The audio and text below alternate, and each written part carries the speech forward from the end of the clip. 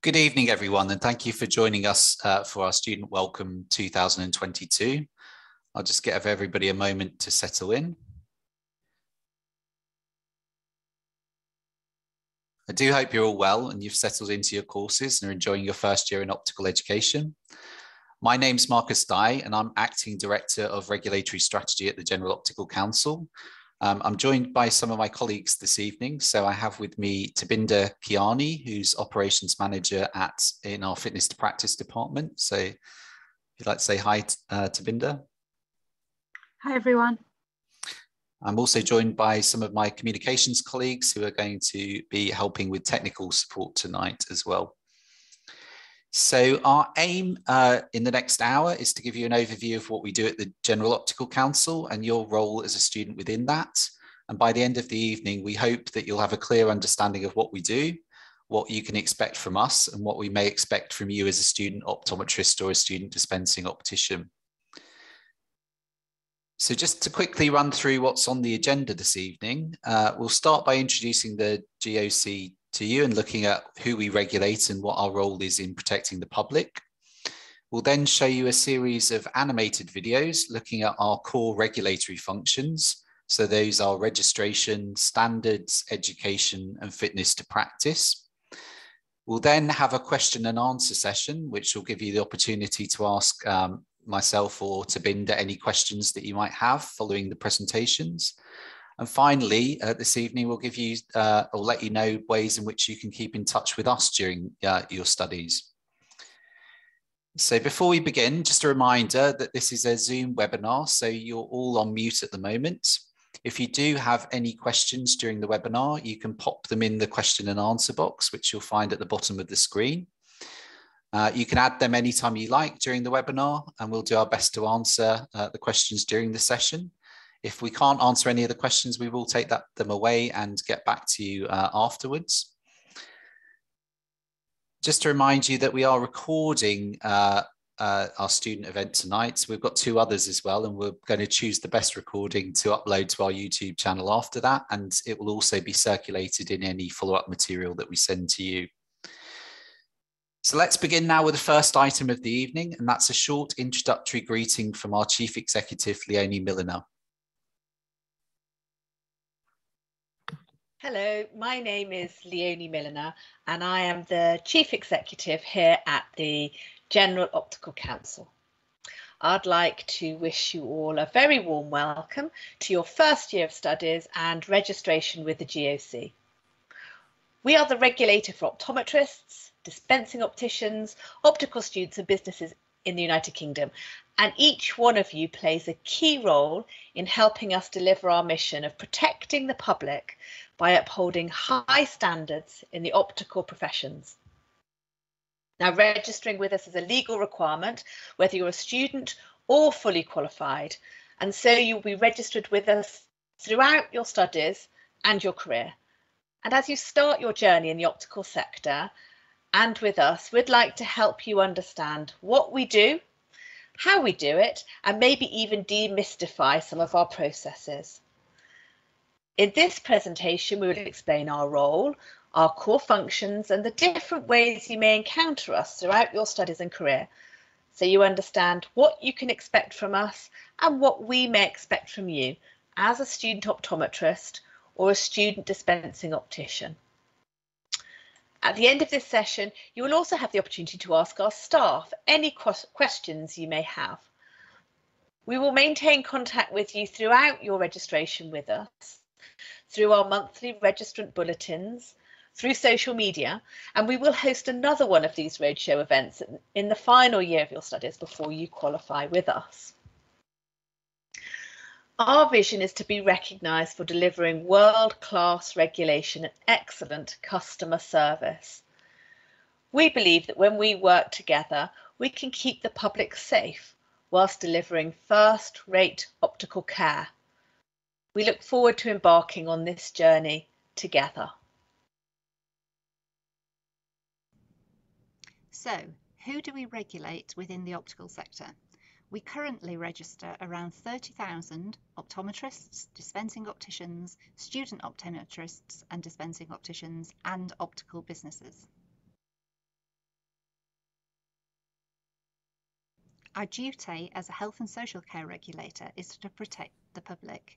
This is at the heart of everything we do, and we do this by upholding high standards in the optical professions, and that means high standards in all that you, our registrants, do. Our work ensures that you, our registrants, develop and maintain high levels of skill, knowledge and behaviour, which means that patients and the public can have confidence and trust in the optical professions. How do we do this? We maintain a register of those who are qualified and fit to practice, train or carry on business as optometrists and dispensing opticians to keep the public safe. We set the standards expected of you as a student, a fully qualified optometrist or dispensing optician, and for the optical businesses you may work for in the future to ensure public safety is adhered to. We approve qualifications to make sure that the quality of education is at the right standard and will ensure that you have the right skills, knowledge and behaviours for when you graduate. We will investigate an act where one of our registrants' fitness to train, practice or carry on business is impaired and patient safety may be compromised, such as when competence or behaviour falls below the standards we expect. We will now explain a bit more about each of these functions in more detail. So we're now going to play a series of short videos covering each of our 4 regulatory functions that just explained to you. So that's standards, education, fitness to practice, and we'll start with registration. To study and practice as an optometrist or dispensing optician, you need to register with us. We keep and maintain registers of all students, qualified optometrists and dispensing opticians and optical businesses who are fit to train, practice or carry on business. We do this to protect the public. Anyone can search the registers and you can find them on our website www.optical.org. You will all now be registered with us and you must remain registered as a student throughout the rest of your studies. Once you have successfully completed your training, you will then need to register as a fully qualified registrant. If you fail to register or renew, you are breaking the law. As a student, that can mean you are removed from the register, that your final exams won't count, and you may have to repeat years. The process for registration and renewal is simple and is done online via www.optical.org. Here are some things to remember. It is your responsibility to ensure that your details are accurate and up to date. So if you change your registered address or email, make sure you update this through MyGOC. It is vital when registering that you declare any criminal convictions, cautions, or health issues that could affect your fitness to train, or disciplinary issues such as cheating in exams or plagiarism. Remember, honesty is the best policy. You will need to re-register at the start of each academic year, and this takes place throughout July and August. We aim to turn applications around in 10 working days once payments have been made and we have completed application and ID checks without any errors or omissions. Our registration team are always on hand to answer your queries. You can get in touch with them at registration@optical.org. Just as registering with us is a requirement, so is following our standards for optical students. These define the standards of competence, behaviour and conduct we expect from all registered student optometrists and dispensing opticians. You have a responsibility to uphold them to ensure the care and safety of your patients and the public. Optical students, along with other healthcare students, are subject to higher expectations than regular students as you interact directly with patients during your studies.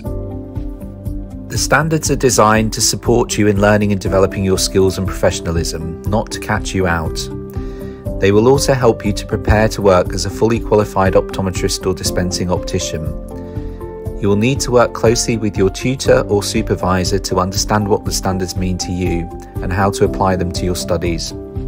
As you progress through your course, you will develop your ability to apply professional judgment to your patient interactions, and the standards will support you as a framework to do so. Again, your tutor or supervisor will help you in doing this.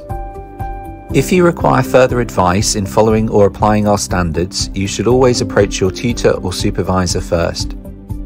If this is not helpful or there is a specific issue you wish to discuss in confidence, then you can contact us directly at standards@optical.org. Your professional association or membership body, such as the College of Optometrists, Association of Optometrists, and the Association of British Dispensing Opticians, may also be a helpful source of information.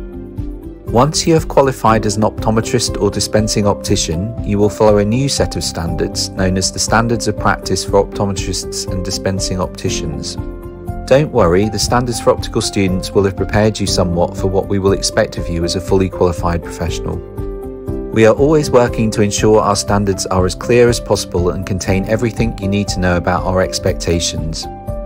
We have produced supporting guidance on topics such as patient consent, confidentiality, and the duty of candour, which will support complex areas of practice or provide clarity if you are unclear or uncertain about what to do. Ensuring the quality of optical education is vital for public protection.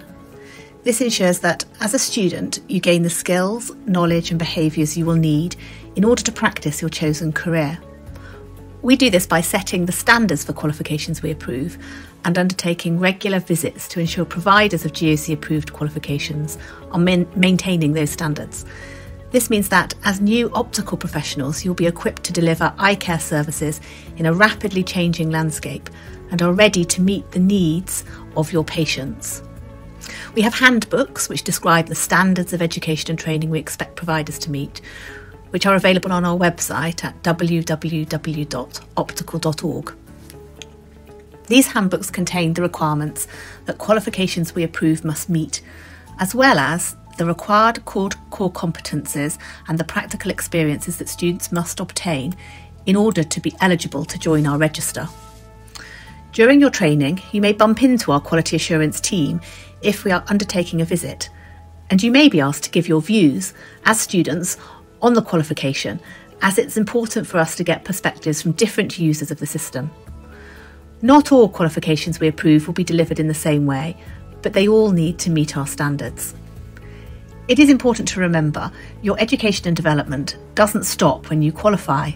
We also manage lifelong learning throughout your career through setting minimum requirements for continuing professional development and encouraging registrants to reflect on their practice for the benefit of patients. You will find out more about this as you go through your studies, and we'll be coming back to tell you more when you enter your final year of study. One last thing. We have recently updated our education and training requirements for optometry and dispensing optics qualifications that we approve. Our new requirements will replace our current handbooks and will ensure newly qualified registrants continue to be well prepared for entry onto our register and meet challenges ahead. One of the most visible ways we protect the public is through our fitness to practice function. It's our job to investigate and act when we receive information which calls into question a registrant's fitness to practice, their fitness to undertake training, or their fitness to carry on in business. As you will now know, much of our regulatory work is concerned with setting appropriate standards for our registrants and ensuring quality training is delivered through approved education providers so that you are well equipped to deliver safe care for your patients. Any concerns we receive will be assessed against our standards, and that's one of the reasons why the standards and handbook we have shared with you are so important. We are aware that the fitness to practice process may cause some fear. You may be nervous about receiving a notification from us, or fear that you may be struck off for things that may seem quite minor, but this really isn't the case. As it stands, we have around 30,000 optometrists, dispensing opticians, students and businesses on our register and receive initial concerns about less than 1% of them. And less than 60 registrants will be referred to a fitness to practice hearing each year. We hope you'll be reassured to know that between 2019 and 2020, we only opened investigations against a total of 11 student optometrists or student dispensing opticians. There are many reasons why your fitness to train may be impaired, such as academic malpractice, for example committing plagiarism or cheating in exams, amending records or any other dishonest practice, inappropriate behaviour like violence or sexual misconduct, being under the influence of drugs, receiving a criminal conviction or caution, or experiencing any physical or mental health issues that could affect your ability to practice safely. So how do our investigations work? Our triage team is responsible for reviewing any concerns, self-referrals or referrals that we receive. The team will progress any complaints that could raise potentially serious allegations, while also identifying complaints that do not require regulatory intervention, and will close them at that stage. If a case needs examining further, it will be opened and transferred to our investigations team before being presented to our independent case examiners, who will then decide what action to take. If they believe that it is likely that a concern could be proved and that it is so serious that a sanction may be necessary, it will be referred to our Fitness to Practice Committee for hearing. Our hearings are always heard in public unless there are private matters involved, such as health or personal issues. If the concerns are found to be proven at the hearing, there are several possible outcomes, and this will depend on whether the registrant's fitness to practice is found to be currently impaired. These can range from no further action, to conditions of practice, to suspension or erasure.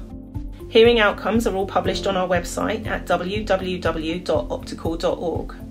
Remember, it is vital that when registering or renewing that you declare any criminal convictions or cautions, any disciplinary matters you have been through at your college or university, or any health issues that could affect your fitness to train, and we encourage you to report any incidents when they happen. Honesty is always the best policy. If you have any queries or concerns about fitness to practice, please contact ftp@optical.org. So just before we go, we just wanted to remind you about the standards for optical students, which can be found on our website. So you can see either scan the QR code that's on the slide or visit our website. So these are the standards that we expect students to abide by during their course of study. Standards are available on the web page itself, embedded into it, or as a PDF handbook if you want to download that web page. Then just in terms of keeping in touch, so we mentioned earlier on, we have different methods of keeping in touch with us. So we've got some of our contact details there. That includes email addresses, phone number, website, but we also have social media. We're modern like that. So we have a Twitter and a LinkedIn account, which we regularly update with latest news and content. So do give us a follow if you're so inclined. Just to conclude, we hope that you've enjoyed this evening and it's been helpful to you in promoting your understanding of what we do and what we expect of you as a student optometrist or DO. In the next couple of weeks, what we'll do is send around a welcome pack, which will include a recording of one of the events that we've held, written answers to questions that we've been asked during the event. So we'll summarise some of the questions, as well as our standards and guidance information, which are relevant to you as a student. So we thank you for joining us this evening, and we do wish you all the best in your continued studies, and I wish you all a good evening.